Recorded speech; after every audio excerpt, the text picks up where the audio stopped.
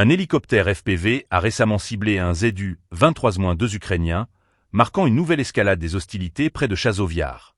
Ce type d'attaque, utilisant des drones armés, illustre l'évolution des tactiques militaires qui prennent de plus en plus en compte les capacités technologiques sur le champ de bataille.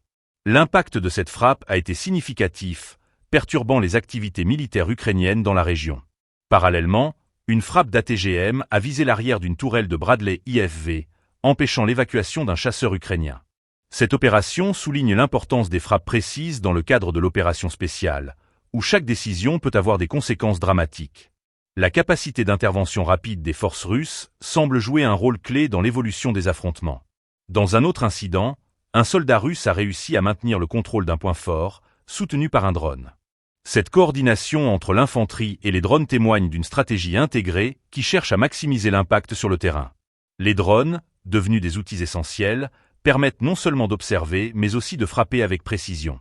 Les événements du jour ont également été marqués par l'assassinat d'Armen Sargsyan, créateur du bataillon Aerba des forces armées russes, survenu à Moscou. Cet assassinat soulève des questions sur la sécurité et la loyauté au sein des forces militaires, alors que le conflit continue de faire des ravages. Une telle perte pourrait avoir des répercussions sur la morale et l'organisation des bataillons engagés dans l'opération. En outre, un missile Iskander-M a frappé le poste de commandement souterrain des forces armées ukrainiennes à Koursk, situé près de Barvinkovo.